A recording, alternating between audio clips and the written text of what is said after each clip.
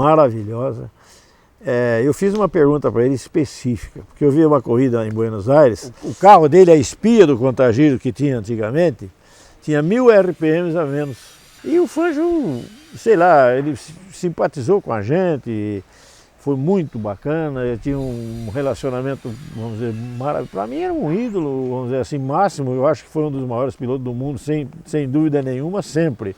E ele até teve a oportunidade de andar no meu carrinho aqui em Interlagos, mas eu sinto muito simples. Mas ele andou bem ou ele teve algum problema no DKV? Ele teve um probleminha, mas não que ele não andasse bem, ele andou muito. Não, ele andava forte, mas que ele deu um 360... mas ele era o Mickey Mouse, era muito curto entre eixos, sabe? Não estava acostumado. Não estava acostumado. Mas ele me ensinou um negócio, ele disse o seguinte, que para ganhar a corrida, você utiliza mais aquilo que o circuito, vamos dizer assim, por exemplo, se o circuito te utiliza muito freio, utiliza menos o freio, não é como hoje. Hoje qualquer carro tem freio para qualquer circuito, vamos supor. Naquela época não era. Se utiliza muito freio, você tem que utilizar, vamos dizer, mais motor, ou entrar mais forte em curva. Se utiliza mais o motor, você tem que utilizar mais o freio. Quer dizer, deu explicações que só se anda para ganhar. No final, quando abaixa a bandeira, não adianta estar ganhando. Só no final. Só quando abaixa a bandeira, né? Pode estar à frente. Mas ele dava uma confiança, uma coisa assim, era um ídolo, você dava vontade de dar um beijinho nele. Era um cara realmente fabuloso, absolutamente fantástico. Apesar de argentino, né? Apesar de argentino, como o nosso câmera Rômulo, não é? Tudo boa gente. Tudo bom, Agora era um grande piloto que deixou a história e só depois de meio século que foi perder o recorde de 5 títulos para o Schumacher, né? É verdade. Quase que 50 anos depois. Eu tive a oportunidade de ver guiar Interlagos, meu Deus do céu. Eu achei que jamais ele iria fazer a curva da chegada.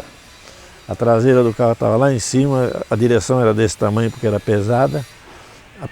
A frente estava aqui embaixo, corrigido e acelerado. Sem dúvida, fantástico realmente.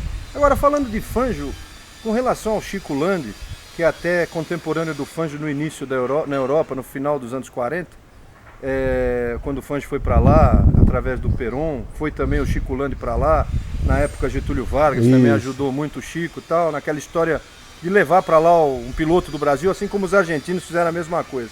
Mas o Chico Landi, o que ele te ensinou? Você lembra assim, tanta coisa, tantas passagens? Aqui eu tenho uma história até que eu sei que com relação a tirar o pé no meio da ferradura com o Porsche, para pegar o Christian que estava de Berlinette. Alpine. O Christian estava de Alpine. E era para pegar ele lá no meio e quer dizer, o Chico dava umas dicas tal em função do conhecimento que ele tinha. O que te lembra o Chico Landi nas tuas memórias em termos de... Primeiro o Chico Landi foi para mim um pai, o segundo pai. Uma memória, um cara muito competente, muito com grande conhecimento. Cansei de ver o Enzo Ferrari ligado à Itália para conversar com ele. Não foi uma, nem duas, nem 10 vezes.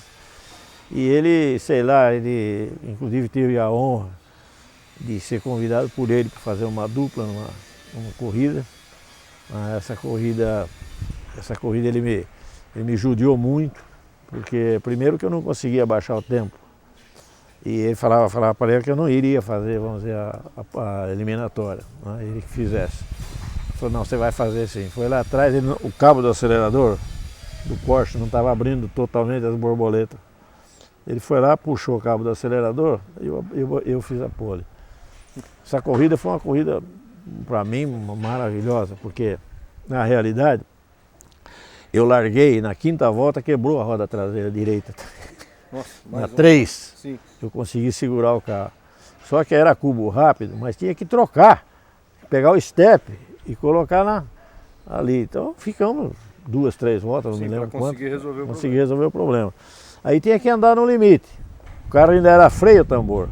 Essa é uma coisa do Chico Landi fabulosa.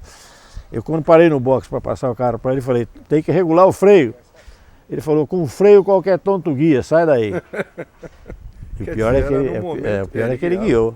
Guiava com freio. Só que aí ele me deu o carro para terminar na última bateria. Aí já não existia mais freio, né? Tinha que puxar o freio de mão, tirar o pé da embreagem, bombar para pegar um pouquinho. Mas o seu Chico foi, sem dúvida nenhuma, uma pessoa fabulosa. fabulosa mesmo. Mas tem uma imagem interessante, que é de uma Alfa Júlia e um R8 e no meio tem um DKV. Tem uma imagem importante que traduz muito daquilo com relação à DKV, o que fez a Vemag, né? Com 2 carros projetados para correr, 2 carros de corrida, 2 carros potentes e no meio, em Interlagos, uma DKV. É uma coisa interessante, impressionante, uma imagem que mostra a força do trabalho que tinham esses carros, né? Desde o início da sua participação, dos seus companheiros, enfim, que é uma imagem emblemática até, né? É quase inacreditável. Porque, veja bem, a Alfa Júlia é Autodelta, eu não sei se ela é 1.6 ou 2.0, eu acredito que já é por 2.0, atrás é um Renault Gordini, né? Preparado também, e é o R8, e a gente conseguia andar no bolo aí com eles, realmente. Era uma coisa impressionante. Tem alguma corrida, você estava falando, Marinho, há pouco também de uma corrida da Serra? Serra Velha. Aí eu acho que teve duas uma corrida interessante também, acho que para lembrar da tua história, que é uma corrida... Essa foi. Depois de Poços de Caldas, nós fomos fazer a subida da Serra do Mar, Serra Velha. Duro, é duro subir devagar, né? Devagar, né? E a gente tinha subido de Volkswagen. Certo. Eu tinha chegado em terceiro lugar no ano anterior de Volkswagen. E nessa corrida correu os Porsche RS, correu a Mecânica Nacional, corria uma Alfa, se eu não me engano, também importada, e nós corremos na Mecânica Nacional Força Livre, com o DKV. Só que como achamos que não tinha problema de aerodinâmica, e valia tudo, nós tiramos tudo do carro. Porta-malas, portas, era tudo de Paulistinha, e com um belo motor, né? Na largada, a correia do ventilador pulou fora. Mas eu tive que ir assim mesmo. E, pra você ter uma ideia, ali, se eu não me engano, são 12 quilômetros. Sim, a serra em si. A serra em si. Os 2 pneus novos que a gente colocou para largar, chegou na lona lá em cima. O freio acabou na metade da subida da serra. Então foi o lugar que essa vez eu senti medo. Paura, como o italiano fala. Entendeu? Medo, porque era tanta velocidade que você atingia tanta aceleração, e aquilo não é brincadeira, vocês são da Baixada Santista, vocês conhecem o que é aquilo. E eu me orgulho muito que nós chegamos, se eu não me engano, em segundo lugar. Chegou o Porsche RS e nós em segundo. É um momento importante também, numa corrida extremamente diferente, numa época, né, que hoje a gente pode até ter tem mais uma, esqueci de contar. Eu capotei descendo a Serra Velha. Um Volkswagen. Mas em prova de... Não. Demonstrando como é que fazia um four-wheel drift.